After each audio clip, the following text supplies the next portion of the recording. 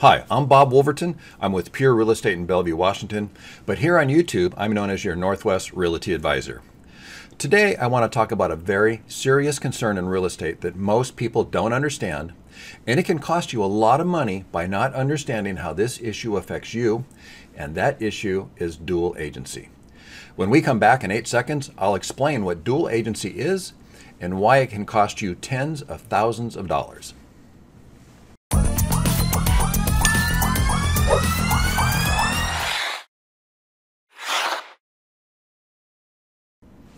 Dual agency is a simple concept, but its ramifications are a bit more complex. Dual agency is a situation where one real estate agent represents both the buyer and the seller in a single transaction. Dual agency is legal in 43 states, and Washington State is one of those states where dual agency is legal. Washington State law requires that each party in a real estate transaction gets a copy of a brochure called the Law of Real Estate Agency. Washington State law also requires the parties in the transaction to initial the pamphlet indicating receipt of the pamphlet, and also requires both parties to sign acknowledgments that their agent is acting as a dual agent, and that acknowledgment happens elsewhere in a real estate contract.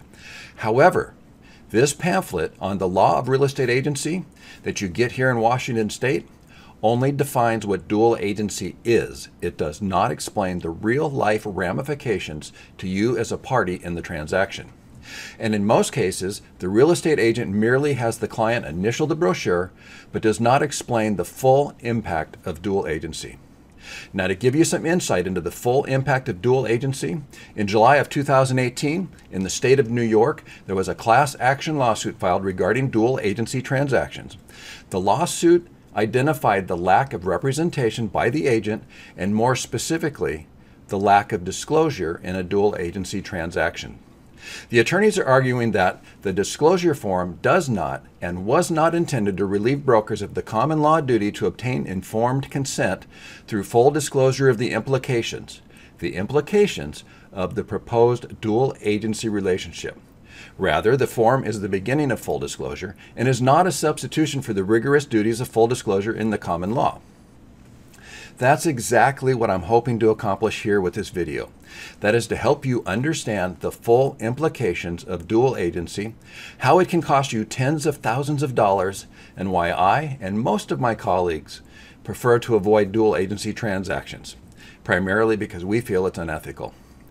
In that same New York lawsuit, the attorneys continue their claim by asserting dual agents must explain to both the buyer and the seller that the agent is acting for the other party as well, and explain the possible effects of dual representation, including that their consent would mean they are giving up their right to undivided loyalty.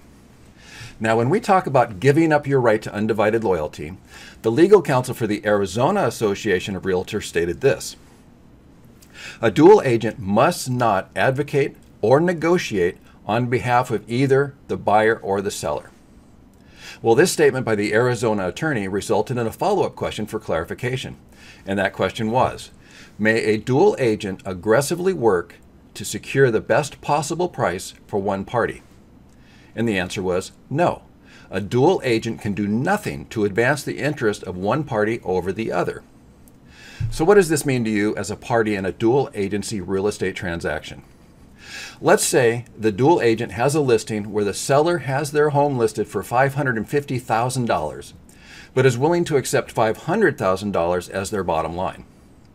Well, let's say in the same circumstance, the potential buyer is making an offer at $500,000 on the $550,000 listing, but wants the home so much they're willing to pay the full listing price if necessary in hopes of getting this home. So the seller wants to sell for $550,000 and the buyer wants to buy for $500,000. How can one agent facilitate reaching both of these conflicting goals? According to the legal counsel for the Arizona Association of Realtors, they can't. Remember what they said? A dual agent must not advocate or negotiate on behalf of either the buyer or the seller.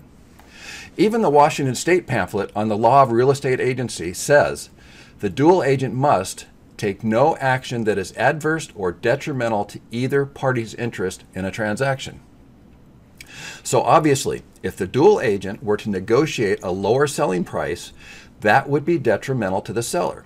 Whereas if the agent were to advocate the buyer raising their offering price, especially knowing the seller is willing to accept a lower price, that would be detrimental to the buyer.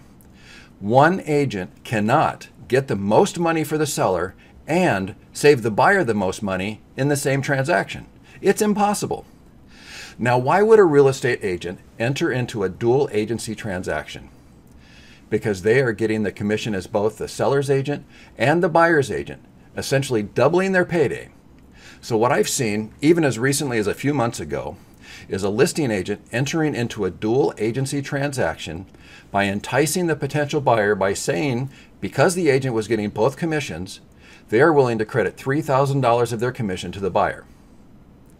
But in our earlier example of the $550,000 listing, even if the agent advocated to the buyer to raise their offer to $525,000, merely splitting the difference between the two, which would be an illegal act by the agent for advocating the buyer to raise their offer. And being completely honest with you, splitting the difference as a negotiation tactic infuriates me, but that's the topic for a whole nother video. Ultimately, to the buyer, in exchange for a $3,000 incentive, that home still costs the buyer $22,000 more than it may have otherwise, and likewise, it needlessly cost the seller $25,000 in a reduced selling price. Remember what I said earlier. One agent cannot get the most money for the seller and save the buyer the most money in the same transaction. It's impossible. There are very few instances where I believe dual agency is acceptable. One might be where a homeowner is selling their home to a relative, they've already agreed to the terms of the sale, and they merely need someone to write the contract and facilitate the closing process, or something like that. But more importantly, regardless of what the situation is, if you are going into a dual agency situation, it is important that you understand the implications of reduced representation that is implicit with dual agency.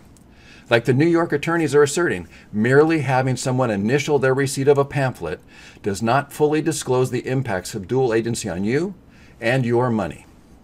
I hope this video provides some insight, so if you're presented with a dual agency situation, you'll know exactly what to expect and make an informed decision if that's the route you want to take. So I hope you found value in today's video. If you did, click that subscribe button now and click that reminder bell. If you liked today's video, give it a thumbs up, because that's feedback to me that I'm giving you information of value. And last but not least, please share this link with someone you know who can benefit from the information on this YouTube channel. If you have any questions or want additional information, you can find my email address and telephone number in the video description below. Call me or email me. I would love to hear from you. I'm Bob Woolverton. I'm with Pure Real Estate in Bellevue, Washington. Here on YouTube, I'm known as your Northwest Realty Advisor. Every week, I post new videos about buying, selling, or investing in real estate, as well as some home tours and listing videos. I'll see you next week.